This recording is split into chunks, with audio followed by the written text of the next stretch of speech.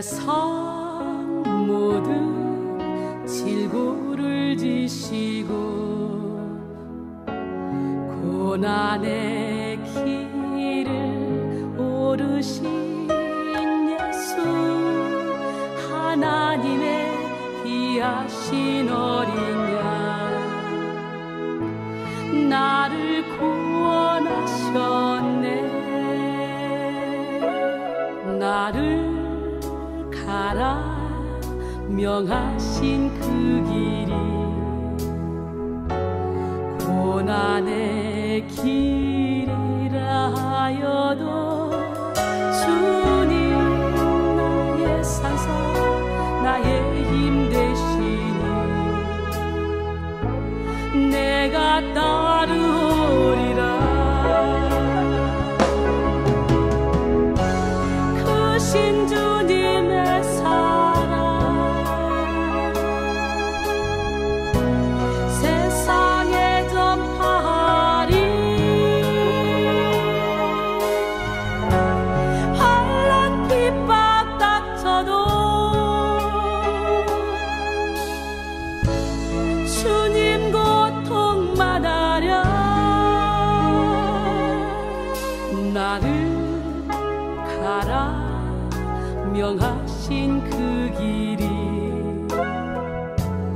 고난의 길이라 하여도 주님 나의 산성, 나의 힘 되시니 내가 따르리라. 오늘 말씀은 잠언 14장 1절에서부터 9절 말씀, 제가 가진 성경 구약 925면입니다. 지혜로운 여인은 자기 집을 세우되 미련한 여인은 자기 손으로 그것을 허느니라. 정직하게 행하는 자는 여호와를 경외하여도 패역하게 행하는 자는 여호와를 경멸하느니라. 미련한 자는 교만하여 입으로 매를 자청하고 지혜로운 자의 입술은 자기를 보전하느니라. 소가 없으면 구유는 깨끗하려니와 소의 힘으로 얻는 것이 많으니라. 신실한 증인은 거짓말을 아니하여도 거짓 증인은 거짓말을 뱉느니라.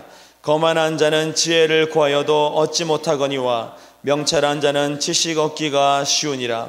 너는 미련한 자의 앞을 떠나라. 그 입술에 지식 있음을 보지 못함이니라. 슬기로운 자의 지혜는 자기의 길을 아는 것이라도 미련한 자의 어리석음은 속이는 것이니라. 미련한 자는 죄를 심상히 여겨도 정직한 자 중에는 은혜가 있느니라. 아멘. 오늘 본문의 말씀을 통해서 내 인생 최대의 적은 바로 나 자신이다라는 제목으로 말씀 나눌 때 많은 은혜 받는 시간 되기를 원합니다. 여러분, 이 세상에서 가장 강력하지만 가장 약한 것이 있는데 그것이 바로 인간의 의지라는 겁니다. 가장 강하지만 가장 약한 게 인간의 의지인데, 의지가 강할 때는 이 불굴의 의지, 강철 같은 의지라는 말이 덧붙여지지만, 반대로 의지가 약하면 의지 박약, 작심삼일이라는 말처럼 짧은 시간 안에 모든 결심이 사라져버리는 일들이 발생합니다. 오늘 여러분의 의지 하나님께 맡기는 우리 모두가 되기를 소원합니다. 의지를 기준으로 세상 사람들을 세 종류의 사람으로 분류할 수 있는데, 첫 번째는 의지가 강한 사람, 두 번째는 의지가 약한 사람, 세 번째는 의지가 없는 사람으로 나눌 수 있는데, 의지가 강한 사람은 하는 것마다 성공할 수 있는 가능성이 큽니다.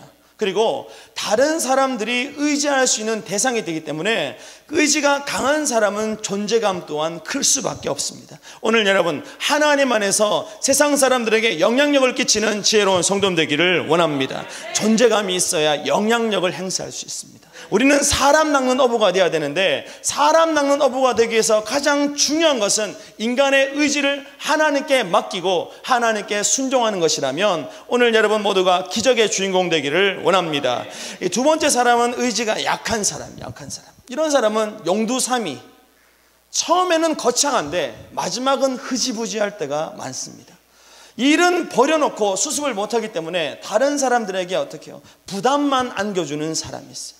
차라리 안 하는 것만 못한 사람들이 있습니다. 그냥 손 안 대면 좋은데 손대가지고 다 망쳐버리는 일들이 어디에서 벌어져요? 의지의 문제에서부터 모든 것들이 벌어지는데, 그리고 세 번째는 의지가 아예 없는 사람이 있습니다. 의지가 없는 사람, 어떤 일도 시도하지 않지만 작은 일을 시도해도 작은 고난 때문에 넘어지는 일들이 발생하기 때문에 의지가 없는 사람은 중도 포기할 가능성이 크고 결론적으로 실패할 수밖에 없는 일들이 벌어집니다.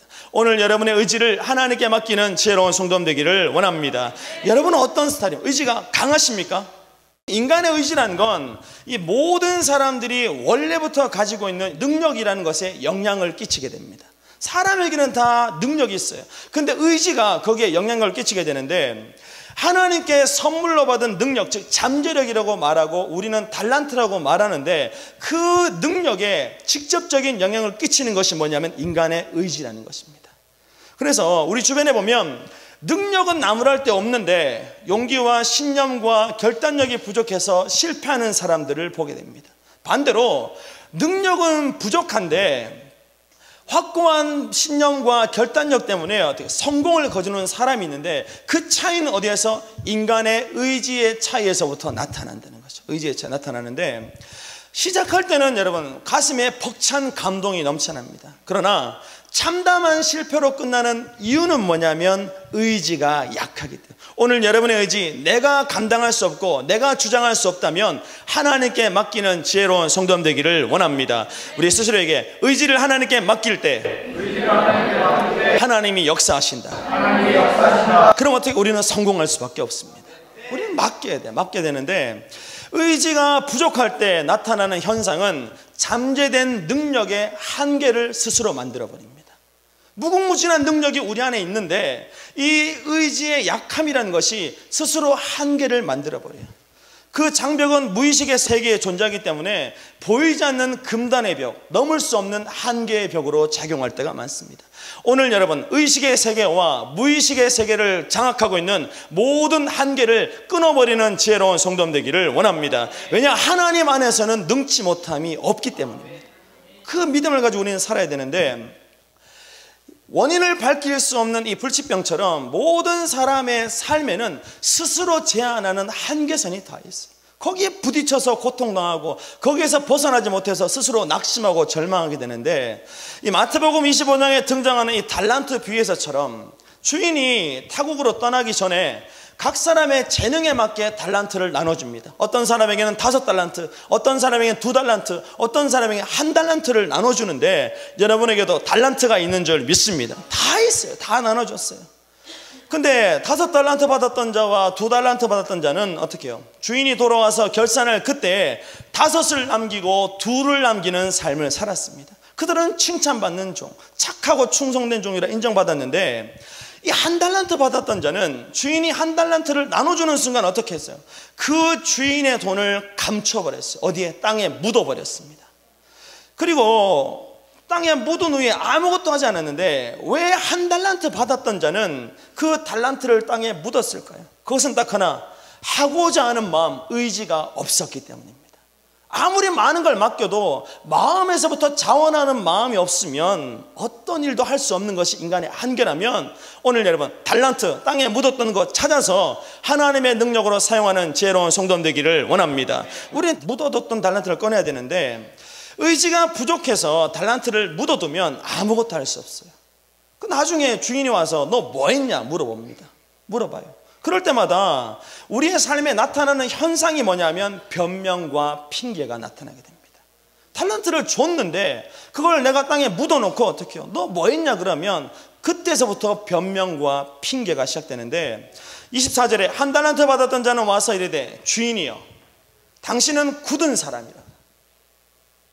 심지 않은 데서 거두고 해치지 않은 데서 모으는 줄을 내가 알았으므로 두려워하여 나가서 당신의 달란트를 땅에 감추어 두었나이다. 보소서 당신의 것을 가지셨나이다 그랬어요. 땅에 묻었던 거 하나 꺼내가지고 어떻게 해요? 주면서 어떻게 말했냐면, 당신은 굳은 사람이라고. 여기서 굳은 마음이란, 굳은 사람이란 게 뭐냐면, 당신은 아무것도 안 하면서 그냥 돈만 착취하는 인생이라는 의미입니다. 여러분, 1달란트는 일반 노동자의 20년치 연봉과 맞먹습니다. 여러분, 얼마나 많겠어요. 근데 그 1달란트를 맡겨준 자, 내 가치를 인정해준 주인을 어떻게 말했냐면, 당신은 돈만 밝히는 파렴치한 사람입니다라고 이야기했습니다. 왜 그랬을까요? 그것은 내 마음의 의지가 부족해서 게으름이라는 게 나타나요. 게으름. 의지가 부족하면 여러분 잠을 깨울 수가 없습니다. 여러분 영적인 잠을 깨는 지혜로운 성도 되기를 원합니다. 그래서 게으름 때문에 아무것도 못하는데 한 달란트 받은 것에 대한 감사가 아니라 오히려 부담이에요. 의지가 없는 사람에게 일을 맡기면 부담이 점점 늘어납니다. 그럼 어떻게 해요? 이것도 저것도 못하는데 마지막에 결산할 때 어떻게 하냐면 자신의 악함, 게으름 때문에 아무것도 하지 못했던 악함을 누구의 악함? 주인의 악함이나 다른 사람의 악함으로 포장해서 마치 나는 선한 사람인 것처럼, 나는 아무 문제 없는 것처럼 포장하는데, 오늘 여러분 변명과 핑계를 일삼는 입술을 닫아버리고 하나님 안에서 승리하는 지혜로운 성도 되기를 원합니다. 마찬가지로 우리도 의지가 부족하게 되면 변명과 핑계가 나타날 수밖에 없습니다. 맡겨준 것에 대한 책임을 지지 않는데, 의지가 부족한 사람들이 가장 많이 쓰는 핑계가 뭐냐면 하고 싶은데 시간이 없어라는 핑계. 두 번째는 인맥이 있어야 뭘 하지. 세 번째, 이 나이에 뭘 할 수 있겠어. 나이는 숫자에 불과합니다. 나이가 문제가 아니라는 거야. 오래된 습관이라 바꿀 수 없다. 다섯 번째, 그건 내가 할 수 있는 일이 아니다 그랬어요. 여러분, 내가 할 수 있는 일이 아닌 게 아니라 내 마음의 문제라면 오늘 여러분 마음 밭을 갈아엎는 지혜로운 성도 되기를 원합니다. 환경 탓하고 조건 탓하고 남 탓하면서 자신을 정당화시키는 탓만하는 인생을 살게 되는데, 평생 남 탓하는 사람들이 있어요. 이 사람 때문에, 저 사람 때문에, 이 문제 때문에, 저 문제 때문에 탓만 하는데, 탓만 하다 보면 어떤 일이 벌어져요? 껄껄하는 인생이 됩니다. 껄껄하는 인생이 뭐예요? 시간 있을 때 공부할 걸, 기회 있을 때 고백할 걸, 젊었을 때 노력할 걸, 늦기 전에 용서할 걸, 전부 후회만 남기게 되는데, 우리 삶에서 절대 남기지 말아야 될 치명적인 껄은 뭐냐면 살아있을 때 믿을 거리랍니다. 오늘 여러분 살아있을 때 믿음을 지키는 지혜로운 성도 되기를 원합니다. 이런 후회는 남기지 말아야 돼요. 왜냐하면 히브리서 5장 27절에 한 번 죽는 것은 사람에게 정해진 것이요 그 외에는 심판이 있다 말씀했던 것처럼, 이 땅에서의 삶은 언젠가 우리 마감하게 됩니다. 오는 데는 순서가 있어도 가는 데는 순서가 없다 말했던 것처럼 마감하게 되는데, 그때가 하나님과 내가 결산할 때, 그 결산에서 하나님 앞에서 내가 흑자 인생, 믿음을 남긴다면 우리는 영원한 천국의 시민 되는 줄 믿습니다. 흑자 인생 살아야 돼. 근데 적자 인생, 세상의 것은 다 남기고 돈은 다 남기고 명예는 다 남겼는데 믿음을 남기지 못하면 우리는 영원한 지옥 백성이 될 수밖에 없습니다. 그래서 살아있을 때 뭘 남겨야 돼요? 믿음의 유산을 남기는 지혜로운 성도 되기를 원합니다. 그리고 우리가 살아있을 때 잘해야 되는 이유는 뭐냐면 누가복음 16장 26절에 그뿐 아니라 너희와 우리 사이에 큰 구렁텅이가 놓여 있어 여기서 너에게로 건너가고자 하되 갈 수 없고 거기서 우리에게 건너올 수도 없다 말했던 것처럼, 천국과 지옥행이 결정된 후에는 두 번 다시 번복할 수 없기 때문입니다. 오늘 여러분 기회 있을 때 천국 시민권을 획득하는 우리 모두가 되기를 원합니다. 다시 말해서 살아있을 때 믿음을 남기느냐 믿음을 탕진하느냐, 그 결정에 따라서 모든 것들이 달라지는데, 하나님이 주신 믿음을 남기는 인생과 하나님이 주신 믿음을 날려버리는 인생을 결정하는 키워드가 뭐냐면 인간의 의지라는 겁니다. 인간의 의지 때문에 모든 것들이 달라지는데, 의지가 강할 때가 있고 의지가 약할 때가 있는데, 의지가 강하면 의욕이 충만하게 넘쳐나게 됩니다. 그러나 의지가 약해지면 나타나는 게 뭐예요? 의욕이 방전돼 버려요. 여러분, 방전된 배터리 성령의 불로 충전하는 저 여러분 되기를 원합니다. 이번 컨퍼런스가 왜요? 우리에게 왜 일어났습니까? 우리의 지친 영혼에 새 힘을 불어넣어주기 위함이고, 배터리가 너무 오래돼서 안 되면 어떻게 해요? 새 것으로 갈아주기 위해서 하나님이 이곳에 천국잔치를 허락하셨다면 오늘 믿음의 배터리를 갈아엎는 지혜로운 성도 되기를 원합니다. 그래서 인간의 의지, 그것은 의욕과 연결되어 있어요. 의지가 있어야 하고 싶은 마음이 생기는 겁니다. 그래서 의지가 약해지면 의욕은 더 빨리 떨어져 버려요. 마음이 무너지면 하고 싶은 마음은 더 빨리 떨어집니다. 반대로 의지가 강하면 의욕은 더 강해지는데, 이것은 삶에 큰 문제가 없을 때 평탄한 길을 걸을 때 나타나는 의지와 의욕의 관계예요. 뭐예요? 의지는 의욕과 정비례하게 됩니다. 마음이 있으면 하고 싶은 마음이 생겨요. 인간의 삶이란 게 항상 평탄한 평지를 걸을 수 있을까요? 그럴 수 없다는 거죠. 그냥 조용할 때는 잠시 잠깐이고 항상 문제가 있는데 롤러코스터 같은 인생, 항상 굴곡이 있고 뒤집어지는 구간이 있고 마음이 그냥 무너져 버릴 것 같은 구간이 있습니다. 그래서 의지와 의욕에도 이 관계의 변화가 일어나는데 문제가 터지면 여러분 갈등이 발생하게 되고 거기에서 저항력이 생겨요. 하고 싶은데 나를 밀어버립니다. 밀어버려요. 그래서 의지가 약해지고 의욕도 자동적으로 떨어지는데 반대로 어떻게 해요? 문제가 터졌는데 의지가 더 강해지고 의욕이 넘치는 역사가 나타나는 줄 믿습니다. 그리고 반대로 문제가 다 해결된 다음에 갈등, 저항력이 사라지니까 의지가 더 강해지고 의욕이 더 넘쳐야 되는데 그냥 바닥으로 추락하는 경우가 생겨요. 의지와 의욕의 관계가 반비례가 되는데 현실에서 해결하기 어려운 문제가 여전히 남아있는데 그럼에도 불구하고 의지가 더 강하게 되고 의욕이 불타오르게 만드는 능력이 바로 믿음의 능력이라면 오늘 여러분 믿음으로 승리하는 저여러분 되기를 원합니다. 믿음이 있으면 삶에 문제가 있어도 상관없습니다. 문제가 크면 클수록 더 좋은 거예요. 영적 전쟁이 힘들면 힘들수록 생각을 바꿔야 돼요. 왜요? 전쟁이 크면 그 후에 주어지는 하나님의 능력과 영광이 더 크다는 믿음만 있으면 우리는 어떤 전쟁도 능히 감당하게 될 줄 믿습니다. 그래서 요한일서 5장 4절에 무릇 하나님께로부터 난 자마다 세상을 이기느니라. 세상을 이기는 승리는 이것이니 우리의 믿음이라 그랬어요. 믿음이 있으면 이길 수 있습니다. 모든 것이 다 떨어져도 믿음만 남아있으면 우리는 마침내 반드시 승리할 수 있습니다.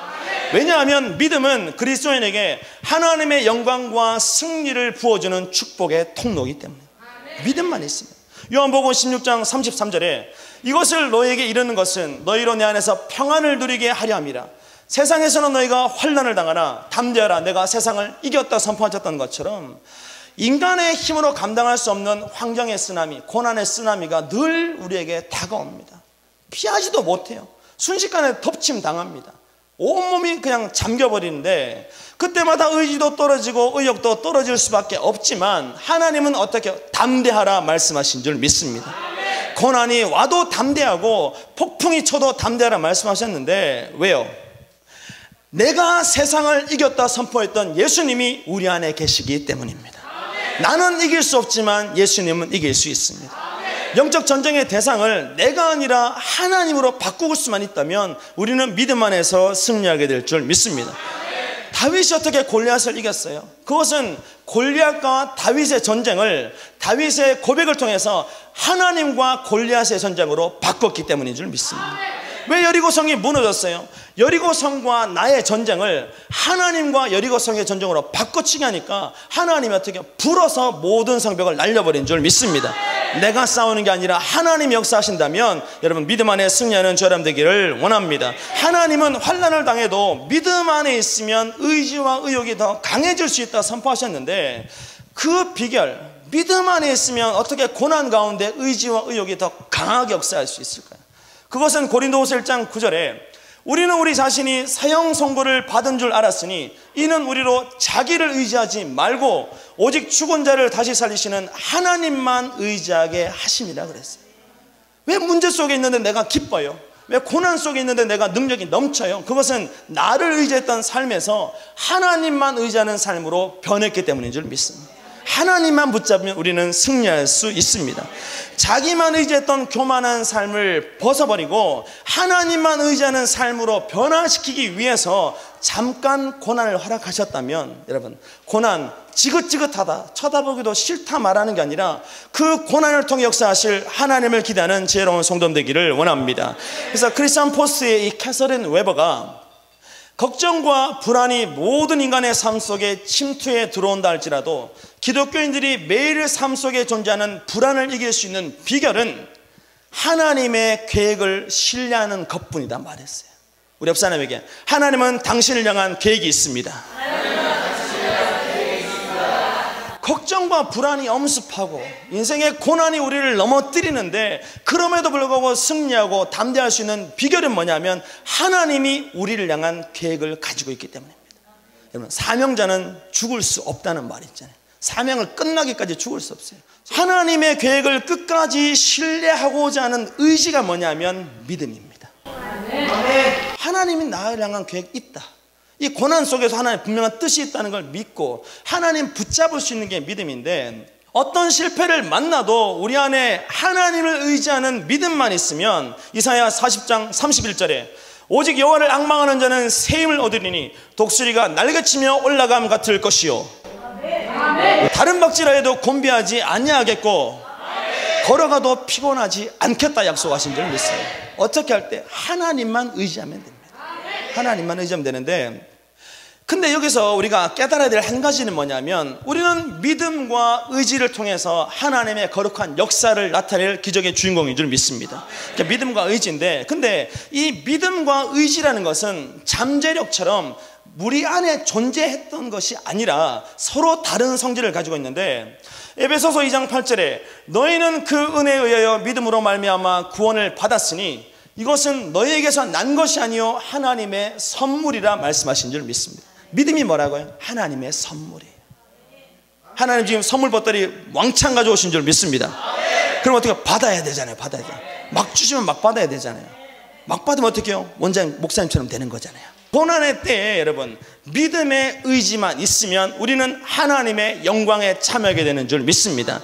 여러분, 즉 하나님만이 우리에게 주실 수 있는 것이 믿음입니다. 믿음인데, 반대로 의지는 뭐냐면 시편 20편 7절에 어떤 사람은 병거, 어떤 사람은 말을 의지하나 우리는 여호와 우리 하나님의 이름을 자랑하리로다 말씀하셨다는 것처럼, 의지는 인간이 결정할 수 있는 선택의 영역의 문제랍니다. 믿음은 하나님이 주시는 거고 의지는 인간의 선택의 문제인데, 이 원리, 믿음은 하나님의 선물이고 의지는 인간의 선택이라는 원리를 악한 영이 너무 잘 알아요. 그래서 하나님이 주시는 선물인 믿음을 빼앗고 싶은 거죠. 근데 하나님이 주시니까 손을 댈 수가 없는 거예요. 믿음의 가치를 떨어뜨릴 수가 없는 거예요. 왜요? 하나님이 강권적으로 부어주시니까. 그래서 악한 영이 선택한 방법이 뭐냐면, 믿음을 손댈 수 없다면 무엇을? 인간의 의지를 공격하기 시작했습니다. 왜요? 선택은 인간의 의지의 문제니까.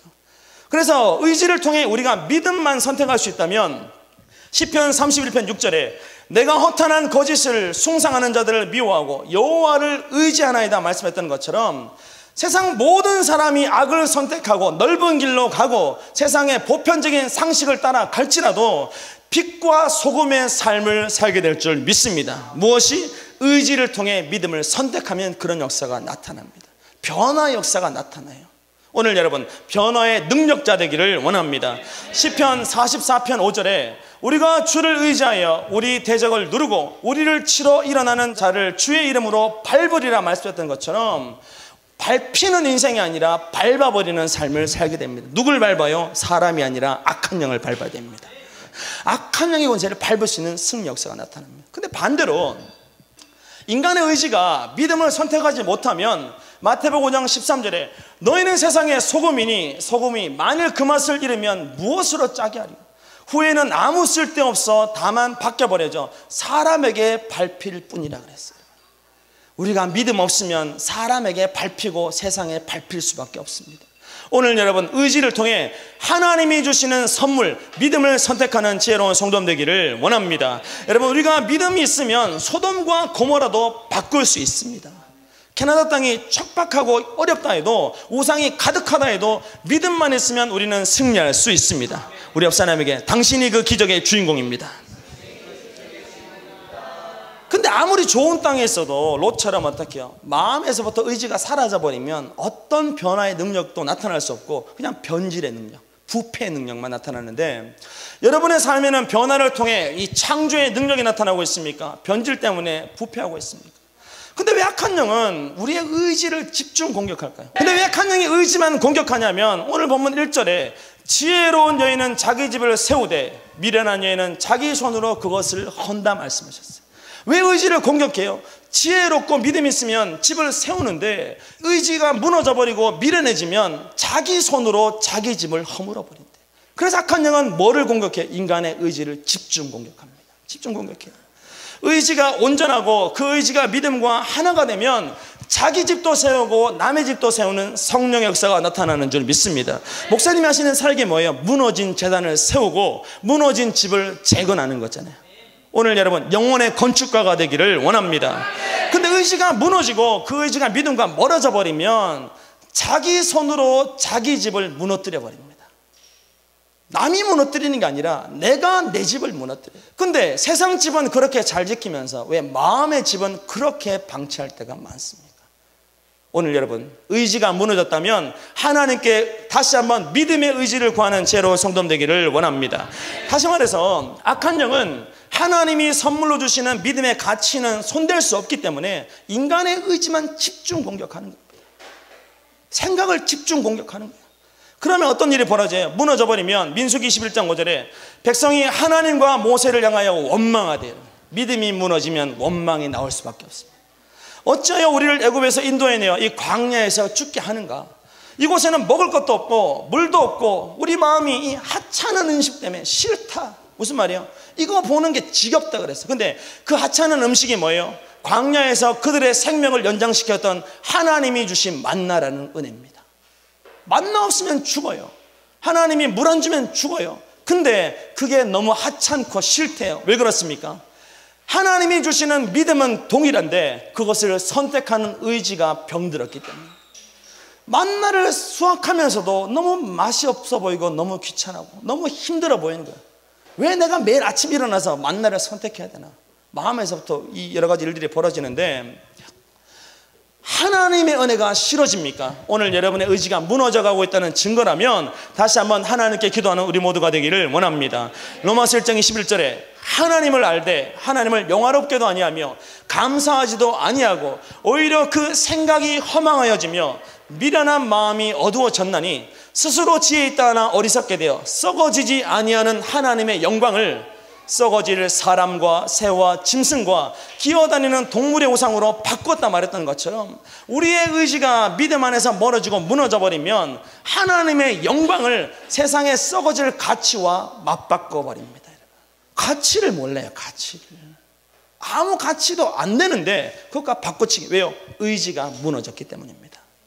이 모든 어처구니 없는 일들이 인간의 의지가 무너지고 믿음에서 멀어졌을 때 나타나는 현상인데 이 성경에 나타난 의인과 죄인의 삶도 전부 어떻게 해요? 내면에 세워주신 하나님이 지어주신 집을 지키느냐 못 지키느냐에 따라서 의인과 죄인의 삶이 나눠지고 믿음 안에 있지만 선택받은 자와 버려진 자로 나눠진다면 오늘 여러분 마음의 집을 지키는 지혜로운 성도님 되기를 원합니다. 근데 그 마음의 집을 하나님이 지어주시는데 그것을 무너뜨리는 자가 누구냐면 악한 영의 사주를 받은 나 자신일 때가 많다는 거예요.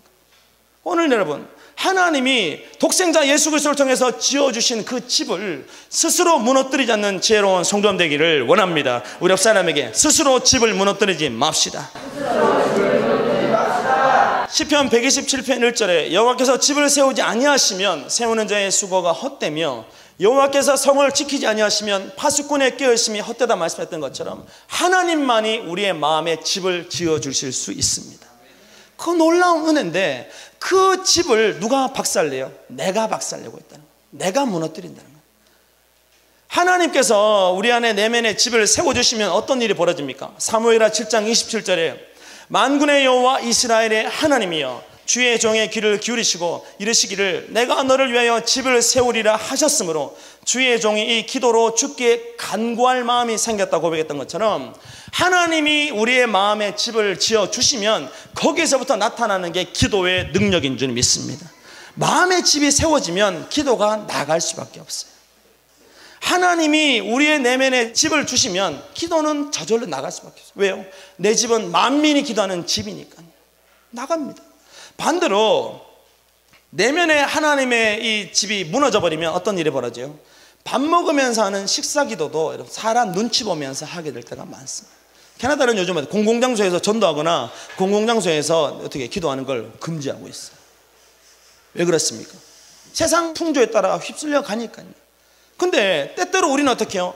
내 안에 마음이 무너져 버리면 주변에서 뭐라 말하지 않는데 스스로 믿음을 제한해 버리는 일이 벌어져요. 오늘 여러분 믿음의 한계선을 뚫고 나가는 지혜로운 성도님 되기를 원합니다. 그래서 하나님이 마태복음 6장 33절에 그런즉 너희는 먼저 그의 나라와 그의 의를 구하라. 그리하면 이 모든 것을 너에게 더하시리라 약속하신 줄 믿습니다. 여러분, 세상 돈 따라가는 인생이 아니라 돈이 우리를 따라오도록 만들어야 되는데, 그 비결은 하나님의 집을 우리의 마음에 세우면 세상 모든 것들이 나를 따르게 되는 역사가 나타나는 줄 믿습니다. 오늘 물질 따라가는 인생, 명예 따라가는 인생, 권력 따라가는 인생이 아니라 믿음을 통해 승리하는 지혜로운 성도님 되기를 원합니다. 그래서 잠언 4장 23절에 모든 지킬 만한 것 중에 더욱 내 마음을 지키라. 생명의 근원이 이에서 남이라고 했어요. 마음이 지켜지면 생명의 능력이 나타납니다. 마음의 집을 지킬 수만 있으면 하나님의 기적은 일상처럼 나타나는 줄 믿습니다. 그래서 마음의 집을 지켜야 돼요. 마음의 집을 지켜야 되는데, 그 마음의 집을 지키기 위해서 가장 필요한 게 뭐냐면 믿음을 바탕으로 한 인간의 의지입니다. 마음의 집은 인간의 의지만으로 지킬 수 있는 게 아닙니다. 왜? 악한 영이 휘둘러 버리면 순식간에 넘어지는 게 인간의 마음, 의지니까요. 그래서 우리에게 필요한 건 믿음을 바탕으로 한 인간의 의지라는 거죠. 인간의 의지가 믿음 안에 있느냐, 믿음 밖에 있느냐, 그 선택에 따라서 모든 것들이 달라지기 때문에 하나님은 의지를 어디에? 믿음 위에, 말씀 위에 세우기 원하시는 줄 믿습니다. 근데 악한 영은 어떻게 해요?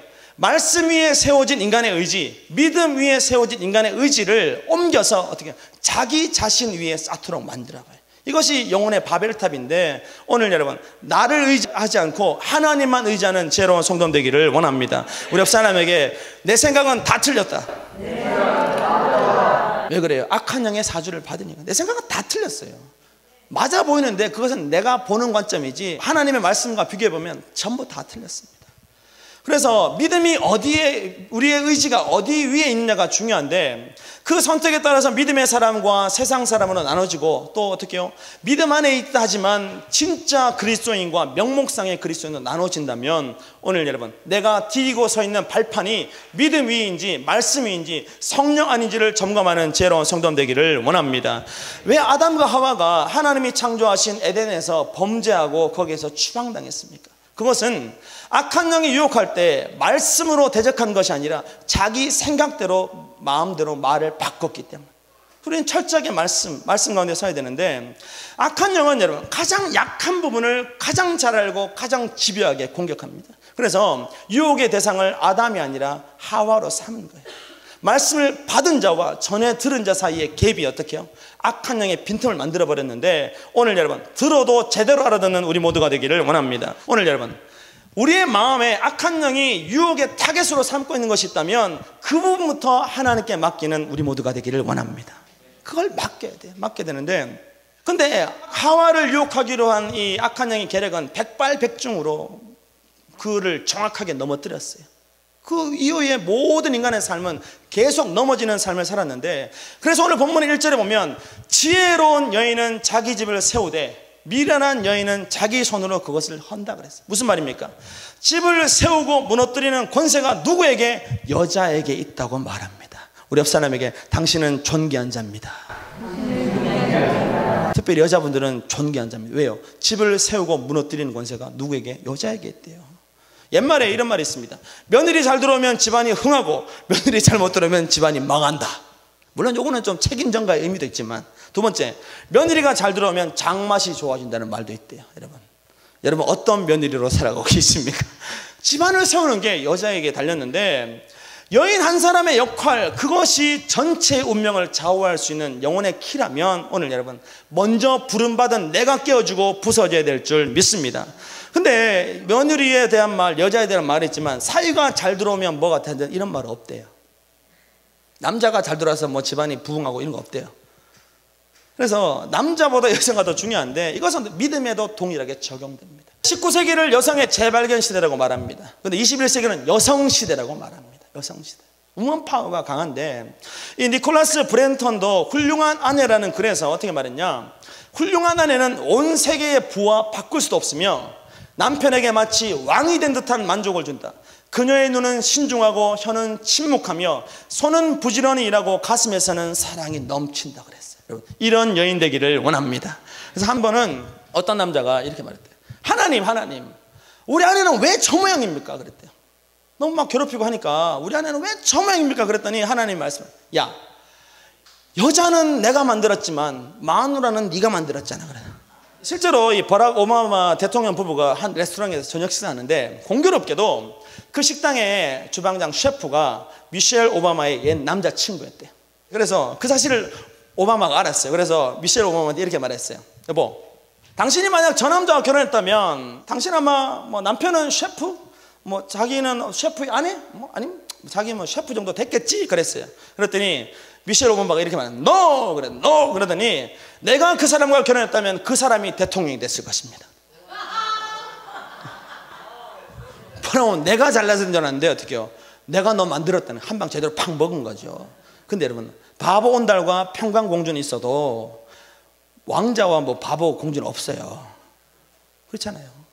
믿음의 선진들이 믿음을 통해 사람을 바꾸는데 하나님 누굴 써요? 여자를 쓰는데 오늘 여러분, 여자는 왜 여자를 써요? 품을 수 있는 능력이 남자보다 훨씬 더 강하기 때문이죠. 믿습니다. 그래서 우먼 파워가 극대화된 시대에 살아가고 있는데, 그래서 중요한 게 뭐예요? 지혜로운 여인이 되어야 될 줄 믿습니다. 우리 옆 사람에게 지혜로운 여인이 됩시다. 지혜로운 여인은 자기 집을 세우지만 미련한 여인은 자기 손으로 그 집을 무너뜨린대요.